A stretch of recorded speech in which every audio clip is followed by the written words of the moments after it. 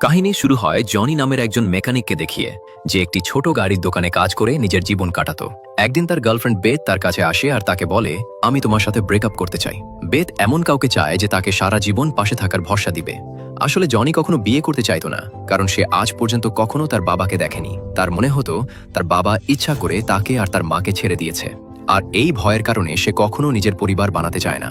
Bathe তার জন্য অপেক্ষা করতে করতে ক্লান্ত হয়ে গেছে। তাছাড়াও বেথ মনে করত জনিকে দিয়ে কিছু হবে না, সে সারা জীবন গরিবই থাকবে। বেথের চলে যাওয়াতে জনি অনেক দুঃখ পায়, কিন্তু সে সিদ্ধান্ত নেয় যে আমি আমার মায়ের খেয়াল রাখবো আর আমার সাধারণ জীবনে খুশি থাকবো। রাতের বেলা জনি একটি বারে যায়, যেখানে সে সব সময় তার বন্ধুদের সাথে আড্ডা দিত। জনি স্টেজে উঠে আর মনের কষ্টে ছ্যাঁকা খাওয়া প্রেমিকের মতো গান গাইতে থাকে। তখনই সেখানে একটি মেয়ে আসে যে জনিকে অবাক চোখে দেখতে থাকে। সে জনির কাছে যায় আর বলে, আমার নাম প্রুডেন্স, আমি চার্লেস গ্লাসউইকের অ্যাডভাইজার। এরপর প্রুডেন্স জনিকে একটি প্লেন টিকিট দেয় আর বলে সে যেন ডিউকের সাথে দেখা করতে চায়। জনি বলে, আমি তোমার ডিউকের সাথে কেন দেখা করতে যাব? তখন প্রুডেন্স বলে, ডিউক তোমার বাবা। এটা শুনে জনি হতবাক হয়ে যায়। তখন প্রুডেন্স তাকে একটি ম্যারিজ সার্টিফিকেট দেয়, যেটা দেখে জনি বুঝতে পারে যে ইংল্যান্ডের বিশাল সাম্রাজ্যের মালিক ডিউকই হলো তার জন্মদাতা পিতা। তখন জনি সেখানে যেতে নিষেধ করে দেয় আর বলে, যেই বাবা জীবনে কোনোদিন আমার সাথে দেখা করেনি, আমি তাকে কখনোই দেখতে চাই না। তোমরাও কি গেম খেলার পর টাকা তোলা নিয়ে চিন্তিত? তাহলে বেট অন গেম হচ্ছে সহজ সমাধান, কারণ এখানে টাকা তুলতে পারবে বিকাশ নগদে। এখানে কমেন্ট থেকে আমার প্রোমো কোড cinema99 ব্যবহার করে আজই জয়েন করো। আর এখান থেকেই হয় আসল কাহিনীর শুরু। পরের দিন সকালে জনি সোজা তার মা ড্রটির কাছে আসে আর সত্যটা জানতে চায়। তার মা বুঝে যায় যে সে অনেক কিছু জেনে গেছে। তখন সে তার জীবনের পুরো কাহিনী খুলে বলে। ড্রটি জনিকে তার বাবার সম্পর্কে জানায়। যখন জনির বাবা মা জুয়ান ছিল, তখন তাদের দেখা হয় আর তারা একে অপরকে ভালোবেসে ফেলে। কিন্তু যখন উইলিয়ামের ফ্যামিলি তাদের বিয়েকে অস্বীকার করে দেয়, তখন দুজন পালিয়ে যায়। উইলিয়াম ড্রটিকে কথা দিয়েছিল সে সবকিছু ছেড়ে তার সাথে থাকবে, কিন্তু তার ক্ষমতাবান পরিবারের সাথে শেষ পর্যন্ত সে পেরে ওঠে না। এই কারণে ড্রটির মন ভেঙে যায়, সে বিয়ে ক্যান্সেল করে দেয়। কিন্তু তার কিছুদিন পর সে জানতে পারে সে প্রেগনেন্ট। সে উইলিয়ামকে বাচ্চা সম্পর্কে বলার চেষ্টা করে, তাকে অনেকগুলো চিঠি পাঠিয়েছে, কিন্তু কখনো তার কোনো উত্তর আসেনি। সে এটা ধরে নিয়েছে যে উইলিয়াম তাকে ভুলে গেছে। সে সিদ্ধান্ত নেয় সে তার ছেলেকে একাই বড় করবে। এখন সে জনিকে বলে, যাও উইলিয়ামের সাথে দেখা করো, যাতে তুমি তোমার ওই বাবাকে জানতে পারো যার সাথে কখনো দেখা করতে পারোনি। তার মায়ের বলাতে জনি ওই সুন্দর রাজমহলে পৌঁছে যায়, যেটাকে ডিউক অফ ক্লাস নিজেদের ঘর বলতো। প্রুডেন্স সেখানে তাকে স্বাগতম জানায় আর তাকে বলে এখানে মোট 700টা থাকার রুম আছে, তাছাড়া লাইব্রেরি, কিচেন সহ আরো বেশ কিছু রুম আছে। সে তাকে পুরো মহলে একটু ঘুরে দেখায়। কিছু সময় পর সে তাকে ডিউকের স্টাডি রুমে নিয়ে যায় আর তাকে ওখানে অপেক্ষা করতে বলে। এর সাথে এটাও বলে যে কোনো জিনিসে হাত দিও না। কিন্তু যখনই সে বাহিরে চলে যায়, জনি একটি পুরাতন ফেন্সিওয়ালা তলোয়ার উঠিয়ে তার সাথে খেলতে থাকে। একটু পরেই উইলিয়াম ভিতরে আসে। বাবা ছেলের চেহারায় অনেক মিল দেখা যায়, তাদের বলার ধরন আর অভ্যাসও প্রায় একই রকম ছিল।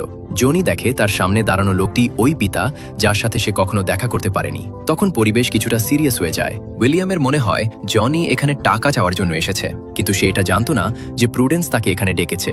এই টাকার দোষারোপের কথা শুনে জনির মনে অনেক কষ্ট পায়। সে বলে, আমি শুধু আমার বাবার সাথে দেখা করতে এসেছি, যে আমার জীবন থেকে বহু বছর আগে গায়েব হয়ে গিয়েছিল। কিন্তু বহু বছর পর নিজের ছেলের সাথে দেখা করার পরও এই ঠান্ডা ব্যবহার দেখে জনি খুবই নিরাশ হয়। আর এখন তো সে রাগে জ্বলে উঠেছিল। জনির যাওয়ার আগে উইলিয়াম তাকে ড্রটের সম্পর্কে জিজ্ঞাসা করে। জনি বলে, আমার মা সিঙ্গার হতে চেয়েছিল, কিন্তু হতে পারেনি, কারণ আমাকে লালন পালন করতে হয়েছিল। নর্মাল ছোটখাটো চাকরি করতে হয়েছে। জনি তখন তার বাবার উপর অনেক রেগেছিল। এই কারণে সে ওখান থেকে চলে যাওয়ার সিদ্ধান্ত নেয়। কিন্তু প্রুডেন্স তাকে আটকানোর চেষ্টা করে। সে তাকে মনে করিয়ে দেয়, তুমি একটি শাহী পরিবারের ছেলে, তুমি তোমার বাবার একমাত্র ওয়ারিশ, তোমাকেই সামনে গিয়ে এই মহলের ডিউক হতে হবে। কিন্তু জনি উইলিয়ামের ব্যাপারে বলে, আমি এই লোকের সাথে তো এক মুহূর্তের জন্যও থাকতে চাই না। প্রুডেন্স তাকে জিজ্ঞাসা করে, আচ্ছা এটা তো বলো তুমি যাবে কোথায়? তখন জনি রেগে বলে, থেকে যাব কোনো হোটেলে। বাইরে যাওয়ার সময় জনির নজর গ্যারাজে রাখা একটি পুরাতন গাড়ির উপর পড়ে। তার ওই গাড়িটি অনেক পছন্দ হয়, কিন্তু তার উপরে ধুলোর মোটা আবরণ পড়ে গিয়েছিল। এই কারণে সে সেখানে একটি মেসেজ লিখে দেয়, গাড়িটিকে পরিষ্কার করে দেওয়া হোক। এরপর সে পাশের একটি বারে চলে যায়। সেখানে এসে জনি বারের মালিককে একটি পুরাতন মিউজিক বক্স ঠিক করে দেয়। সে ঘর থেকে বাহির হয়েছে বেশি সময় হয়নি। প্রুডেন্স তাকে খুঁজতে খুঁজতে ওখানেও পৌঁছে যায়। সে জনিকে বলে যে উইলিয়াম চায় পুরো 1 সপ্তাহ তুমি মহলের ভিতরেই থাকো, কিন্তু জনি নিষেধ করে দেয় যে আমি যাবই না। তখন প্রুডেন্স তার কাছে একটি ডিল রাখে। সে জনিকে বলে, চলো আমরা ডার্টের একটি ম্যাচ খেলি। যদি আমি জিতে যাই তাহলে তোমাকে মহলে গিয়ে ওখানেই থাকতে হবে, আর যদি তুমি জিতে যাও তাহলে তুমি আমেরিকায় ফিরে যেতে পারো। আর তার সাথে তুমি যা বলবে আমি তাই মেনে নিব। জনি এটা চিন্তা করে মেনে যায় যে মেয়েটিকে তো হারিয়েই দিব, কিন্তু প্রুডেন্সের নিশানা খুবই ভালো ছিল, সে খুব সহজেই জিতে যায়। পরে জানতে পারা যায় সে তো আসলে একজন প্রফেশনাল প্লেয়ার ছিল। যাই হোক, জনি হেরে গিয়েছে, এই কারণে সে মহলে ফিরে যাওয়ার জন্য মেনে যায়। জনিকে তার রুম দেখানোর পর প্রুডেন্স সিটিং এরিয়াতে বসে জনের সোশ্যাল মিডিয়া পোস্ট দেখতে থাকে। তখনই এনি নামের একটি কাজের মেয়ে ভিতরে আসে। সে প্রুডেন্সকে জনি আর তার মায়ের ছবি দেখার সময় হাসতে ধরে ফেলে। চাকরানি মজা করে বলে, কি হয়েছে, জনিকে পছন্দ হয়ে গেছে নাকি? প্রুডেন্স দ্রুত বলে, না না, এমন কিছু নাই। পরের দিন সকালে যখন প্রুডেন্স জনির রুমে যায়, তখন তাকে একটি পুরাতন পর্নোগ্রাফ ঠিক করতে দেখে, যেটা অনেক বছর ধরে কাজ করছিল না। একটু পরে সে তাকে সাইকেলে ঘোরার জন্য নিয়ে যায়, যাতে জনি ডিউকের জায়গা জমি ভালোভাবে দেখতে পারে। সে বলে, ডিউকের নামে প্রায় 42,000 একর জমি আছে, এর মধ্যে বেশিরভাগ জমি চাষবাসের ছিল। তাদের জমিতে একটি প্রাইভেট চার্চও ছিল, সাথে পরিবারের লোকদের দাফন করার জন্য একটি খাস জায়গাও ছিল। প্রুডেন্স এটাও বলে, উইলিয়ামের বাবা তাদের বেঁচে থাকা শেষ সম্পদও খরচ করে দিয়েছিল, তার সাথে অনেক বড় ঋণও রেখে গিয়েছিল। এরপর প্রুডেন্স জনিকে একটি ফার্মে নিয়ে যায়, যেখানে ফেন্সি নামের একটি লোক তাকে ওয়েলকাম জানায়। জনির নজর তখনই একটি ভাঙাচুরা মেশিনের উপর পড়ে, যেটা প্রায় 10 বছর যাবৎ বেকার পড়ে আছে। যখন সে পাশে থাকা বিটরুটের সম্পর্কে জিজ্ঞাসা করে, তখন ফিন্সি বলে, এখন বিটরুট থেকে বেশি মুনাফা হয় না। সে এটাও বলে, তোমার বাবা উইলিয়াম খুবই ভালো লোক, সে কখনোই ওই কৃষকদের থেকে ভাড়া নেয়নি যারা ডিউকের জমিতে কাজ করত। ফার্ম ঘোরার পর যখন সে আবার মহলের দিকে ফিরছিল, তখন প্রুডেন্স তার কাজিন এলেস্টারের সাথে তার দেখা করায়। যদি উইলিয়ামের কোনো সন্তান না থাকে, তাহলে এলেস্টারই পরবর্তী ডিউক হবে। ক্ষেতের মধ্যে ঘোরার সময় প্রুডেন্স জনিকে বলে, একবার ডিউক হওয়ার ব্যাপারে অবশ্যই ভেবে দেখো, আমি একদমই চাই না যে এলেস্টার ওই গদিতে বসুক। তারপর সে জনিকে তার জীবনের ঘটনা খুলে বলে। তার পিতামাতা অনেক বছর ধরে ডিউকের জন্য কাজ করত, এই কারণে সে মহলেই বড় হয়েছে।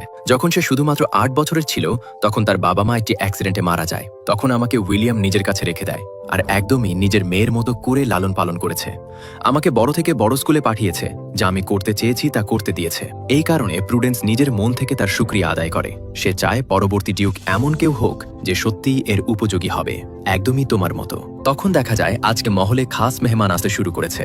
সেখানে এলেস্টার আর তার মাও ছিল, আর তারা দুজনেই সুযোগ পেয়ে জনিকে নিচু দেখিয়ে খুবই মজা পাচ্ছিল। তাদের মনে হয় জনির শাহী রেওয়াজ সম্পর্কে কিছুই জানা নেই,